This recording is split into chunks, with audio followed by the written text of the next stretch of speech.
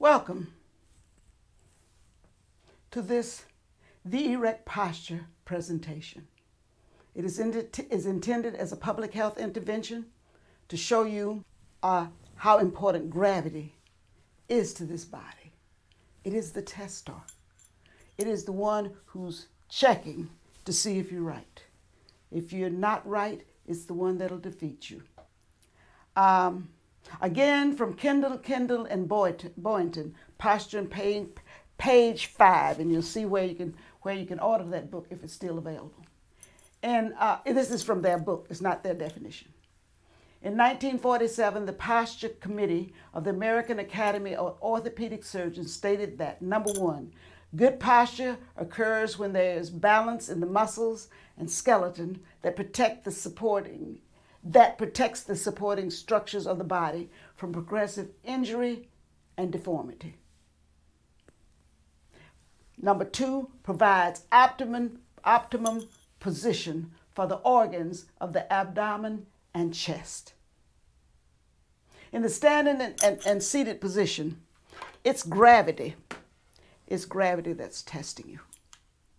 It's a force that, it was here when we got here. That's the reason the baby had to fight so hard to get the head up.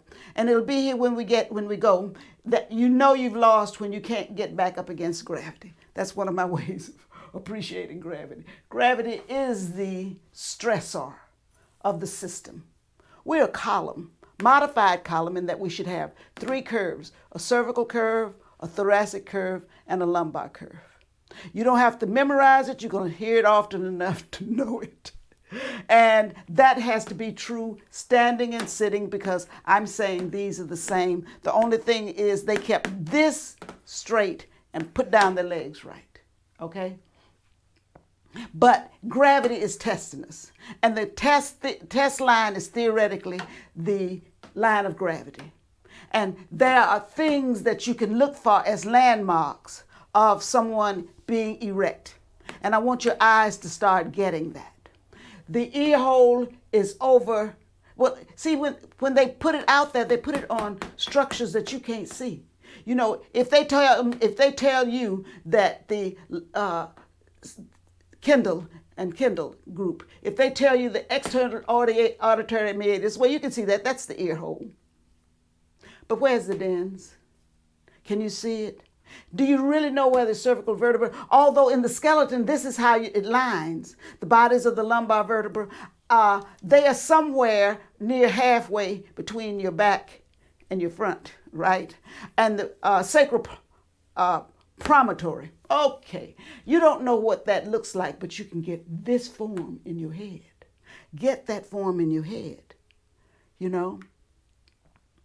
When gravity is going through that body, and that body is correct, like I've shown you, the distance between here and between the ribs and the pubis is something that you start knowing if you want to sit up straight.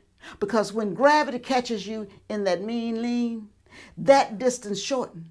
Well, you remember that thing about it's supposed to protect the organs of the abdomen? Can't you see that they're under compression? And let me tell you why they're under compression. The peritoneal sac. The peritoneal sac that holds all of those organs in it, it's like a it's like a balloon. It's like a balloon. It's non-compressible. And here's what I mean by non-compressible. If I take a balloon and crush it, it doesn't lose volume. It just goes somewhere else. It goes out the back. It goes up top, but it gets away from what you feel as a crutch, but it went somewhere because it's non-compressible. Well, guess what's just above the peritoneal sac? The lungs and the rib cage. And what's in between the rib cage, inside the rib cage, is the peritoneal sac. Okay, so it's going to put compression here. It's going to put compression on all those organs. And it's going to be gravity doing it. It's going to be like gravity saying, you're out of line, you're out of line, you're out of line. It's beating it down, but it does it gently and in time, right? And what you end up is with compression injuries here, and your lungs cannot take the same volume when you have a lordosis and when you're crushed. The lordosis gives you more volume, gives you more lung volume. Okay, there are studies out there to that effect. Okay, and so that's sort of known. And if you think about it, the lungs compress. I don't know about the heart. I have my theories about the heart. But when I talk to them with cardiologists, they don't see where I'm coming from. So I can't say it. But, you know, could compression be a part of the problem in that in arteries not being what you want them to be? Can there be compression there? Because when you crunch here and those guts push up and push out and push all, where the lungs up here are sponges, right? Those lungs just compress. Those lungs compress, you know. Now it lets go of its volume. So this is the one where space, you can see that seated too low, you're gonna change some functioning of your body. Now then that compression injury, because you see, okay, let's go back one step back. See, the line of gravity is here, okay? But now the line of gravity is here, okay? And therefore, gravity is grabbing you and leaning on you, just like that, just like that. And when gravity is beating you up like that, right? Then let's look in this area to see its effect. There it is. If this is normal, with gravity coming through here, you can see gravity is not crushing these, it's going down through these joints in the area where they have their greatest strength. This is the strongest part of the spine. It's the thickest. There's damming in the spine. In other words, the upper vertebrae are slim, the lower vertebrae are broad. The body dams this. It makes, like, I don't mean dams meaning back up. I mean, like you do in a dam, you make the base thick, and as you go up, you can afford thinner. Okay, well, these are the thickest, right? And look what's happening if gravity is out there. It's got the whole body, the whole upper body is now pulled by gravity on all of these. And you're going to tell me you shot. Now, ruptured disc means this stuff in here gets squirted out here. Can't you see the squirt? Can't you see gravity is doing that? Right? That's not appreciating gravity. I'm a spokesperson for gravity, baby. I believe in gravity. You got to believe in gravity. Here it is again, a concept. If your body is supposed to be like this, and wait just a minute, the body was designed to do like that. This shouldn't be under the influence of gravity coming through it, but the fact of it is, it needs to not walk too far back, because once you bend and go back too far back, it starts stretching these and compressing on this side. This is compression. The two opposite sides go different ways. There's stretch here, there's compression here. That's what gravity would do. It would compress you. This is, you don't want, stretch and compression is how gravity is going to beat you up. That's just a statement of fact. Okay. Now we're going to start learning how to sit up again, because I can't have you just sitting here. The base is what you have to establish. Remember, your base is 2 ischial tuberosities and 2 feet. The ischial tuberosities are like the runners on a rocking chair. That means there are multiple positions that you can sit on that, but there's one that's balanced. And so that's going to be your target, is to learn where your balance point is. Okay? You're going to have the right chair. Remember that one. You're going to have to hit those tuberosities are small points, and you're going to have to find them. And that's one of the reasons I don't like soft objects. I really like the feedback of a firm surface. I like that feedback. Although, I'll be perfectly honest, I can sit on the sofa and find it. I don't know that you can't get it on soft surfaces. You know, I don't know how the quickest way of doing it. But that's the reason I don't like soft surfaces. I actually like to feel the sit bone in place. Here's some more examples of how you get your knees lower. Remember, the whole goal of this is to add your knees. You must contribute your knees going lower. That's what you have to do. That's all the chair is about. No matter what you choose, make sure your knees are lower. And remember, this one will pull you out of all of them. If you're in a chair that's too low, just drop your knees out, cross your ankles, and you'll by dropping your knees, you'll make your thigh go downhill. Okay. The goal, once you found your chair, you sit to the forward edge of the chair until you're sure you're stable there. I don't want you slipping off too, but you want your weight-bearing surfaces on the edge of the chair. So you're sitting basically in your gluteal fold, okay. And then number 2, after you sit, make sure your feet are firm on the floor so that it can balance your weight, and therefore no rollers on your chairs. It can't be slipping out from under you, okay. And then finally, once you've done those 2, you've established your base. And that was all we were supposed to be doing, establishing our base. Once you get through establishing a base, let's go to the next thing. We got to level our bone. The peritoneal sac, which is a slippery bag of guts, sits in the rather shallow pelvic bone, right? Then behind it sits the spine. Behind the peritoneal sac sits the spine. And above it sit the ribs. So when you're sitting, if you're dumping, the space between the ribs and the pubis stretches. The spine is in compression. So we're back into stretch and compression. The spine is in compression, so your curve is too great. The gut is in stretch. And the spine in the back is in too great a curve, and so it just punches your gut right out the front. You've dumped, okay? And you don't want that feeling. When you're in tucked position, where the pelvis has rolled under you, the lumbar spine has been stretched, right? And that's the force gravity is going to assist. Gravity is going to be an assistant in this one. Once you give it up, once you give up your body, gravity is going to do what you tell it to do. It's like a building. You give me a building like this, gravity is saying, give me a building that sits straight up just like that, okay? And I'll do my best to tear it down. But you really want to give me an advantage, give me a building like that or curved like that. Right? And I'll beat that building down. That's what's happening to us. So you've given your whole upper body to gravity. It's going to stretch on the backside. So the lumbar lordosis gets opened. The ribs, pubis distance gets shortened.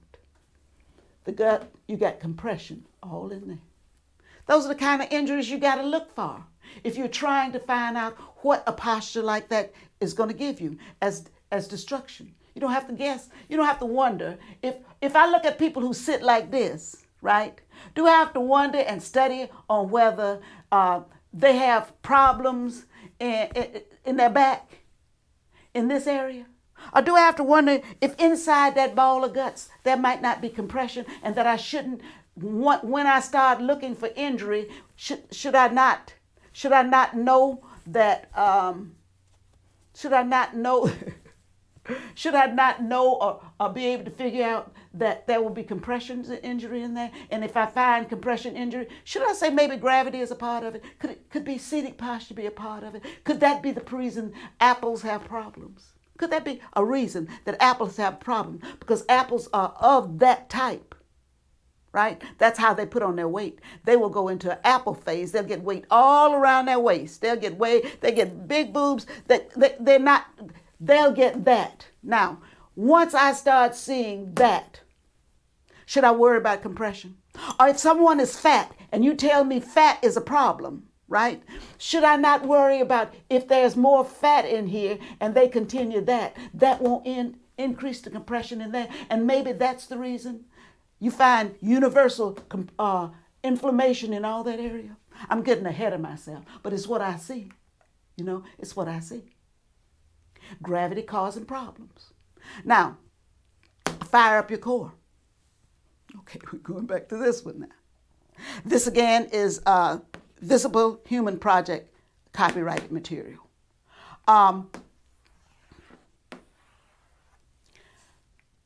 abdominal core, when you tighten all the muscles, that's what number 3 says, is pull up on here and make everything in there tight. Tighten it up. Tighten it up. And when you tighten it up, there'll be a lifting that comes from it. Come right in that area. Because you tighten it, the lumbar curve will strengthen, because once you tighten the core and you're in a balanced position, all the muscles of the waist contract, including the back muscles. And because the abdominal muscles got to strap on to something to contract. These, they go all the way, they feed all the way around the body. They feed all the way around the body, and believe me, they're connections. They function as a unit. That means there's some nerve exchanges that says, when you need this, I'm going to give it to you. The back muscles say, if you're trying to tighten all that, you can't do that if I don't help. I'm going to help. That's how the body is communicating. That's how I think of it, the body communication. So once you tighten that, you strengthen those back muscles. If you let go of it, nothing's moving. This isn't moving, and that's given up, right?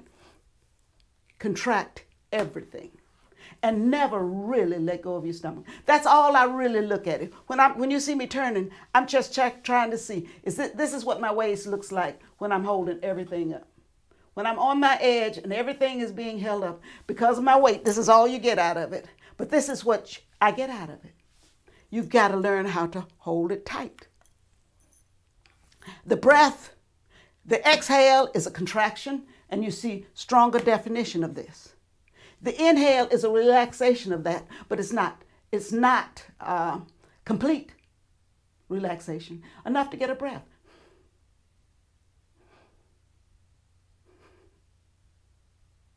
In fact, that breath is our sit-up. If someone is saying, how does the erect posture, what exercise do I give as a prescription, like a physical therapist, or like a gym instructor, I don't know what they call, but gym instructor on how to develop your core? I'm going to tell you to learn how to contract your waist to breathe and relax your waist to breathe. That means you're never really relaxing, but you're leaving enough there. And my formula is 7 times a day, 7 times, 7 breaths. 7 breaths, 7 times a day, done at an equal force. I'm not trying to affect your emotion. You know, there's some studies on what happens to your emotion if you're doing that. We're not into that one. We're trying to be neutral. We're not trying to get into your emotions. All we're trying to do is get you to tighten this and relax this in different settings. See, that's the reason 7 times a day. Space it. 7 times a day, breathe. Exhale, inhale. Now, when you get through with 7 times a day, you've done 50 sit-ups, my equivalent of the sit-up. You've done 50 sit-ups during your day, right? And for that reason, I actually ask you to take a measurement of, as you're starting this, somewhere where you can find it. Write down your waist circumference with your waist as tight as you can do it. Tighten your waist as much as you can and measure your waist. And then measure the thickest part of your hip. Wherever that exists, put that down, because that's your waist-hip ratio. Not likely to change even if you gain or lose weight. You know, that's your ratio. What I'm saying is, if you put this formula in, you're going to get a waist-hip ratio that's going to, once you start doing this, you're going to see your waist-hip ratio going, because we're talking in the waist in a way I know works. And it's in a balanced way. And that's in contrast to somebody developing your core. And I see lots of these. How develop my core? And everybody got their own series, you know, and then you can copyright that. You'd say, I do this, that, I do this, that. Most people know this, that this obviously is not waist developing, because look how thick the waist is from there to there. In fact, you've made the point and you flatten that. You've gone the wrong way. You cannot be making the point. You cannot flatten that. That's the bad side. You remember from the last time, if the back is flattened and the front is a point, it's a problem. It's a problem. It's a problem. And if you worked hard to get it, I'm sorry. But how do you know when that's balanced? That's the problem they're having. Here's balance. You work with it, balance.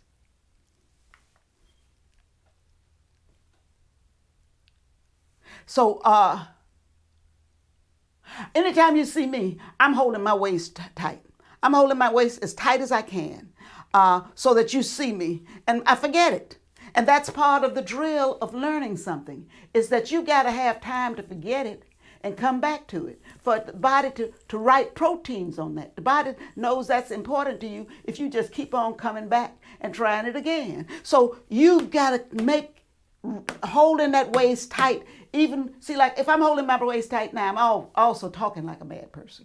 So I'm constantly in a stream. That means I've learned how to hold my waist tight while talking. In other words, I'm trying to make holding the waist tight, not at its tightest, holding the waist tight as an aid to sitting up straight. Because when you hold that waist tight, you put a tube in that lifts the upper body.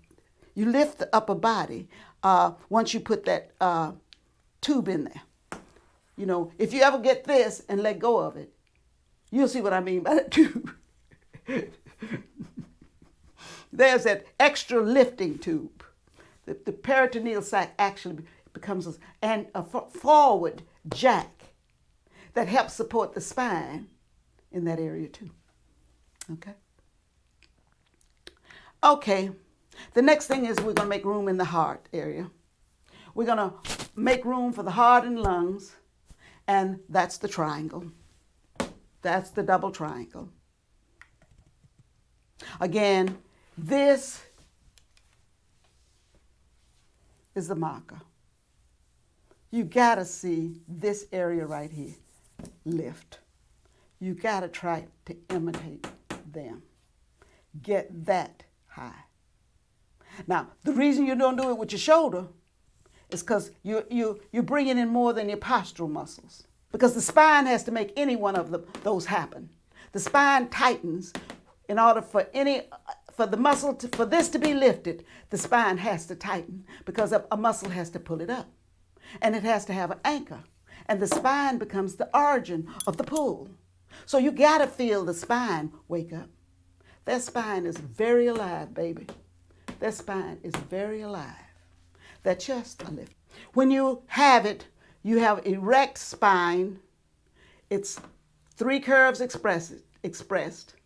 Okay? You're not trying to eliminate any one of those curves. 3 curves expressed, head high, and everything else is going on. And here's what's happening here. The back is flat and the chest is expressed. You can be round whether you tuck your butt or toot your butt. I call them toot and tuck. Okay? Extend your pelvis, flex your pelvis. Okay? For the people who know what that means. But I'll say tuck, toot and tuck. You know, you have to watch me. I've thought about these in strange ways. I always call this one cowboy, but it isn't a cowboy because women got it just as well as that. But the person I think of when I see that, I don't know if it's legal to call people's name, but he was a cowboy. It was back in the day. He was a cowboy, and the beauty of him is he acted for a long time.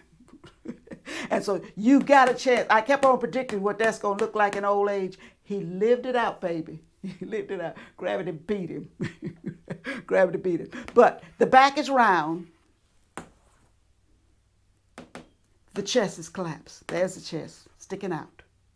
The chest is collapsed. So here we go to straighten it. We know how to do that now. I hope it's in line. Here goes.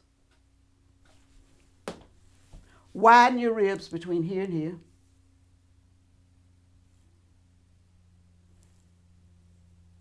And then widen your ribs between here and here. And in both cases, you feel that the action happened in the back. The up and down are the action. This is the effect. Right? Those are the facts. You get this wide because the muscle in the back went wild, went strong.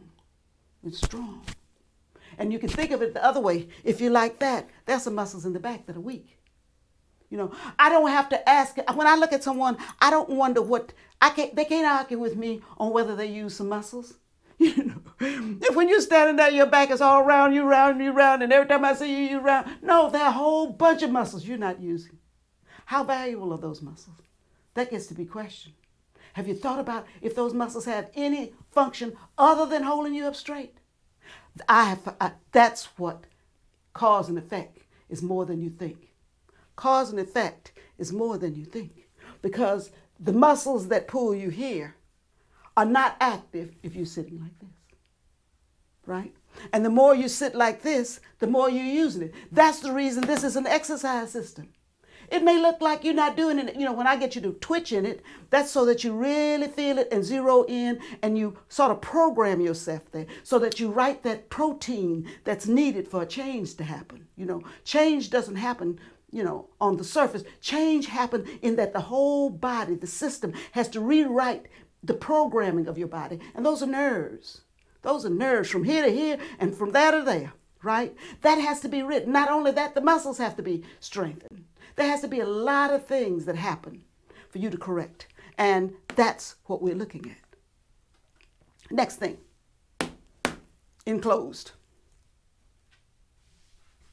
Roll back from here. Here, we now have gotten you on, everything else has brought you into place, but here's what's going on. This muscle right here needs to be pulled back. That's this one. See, the marker of the neck.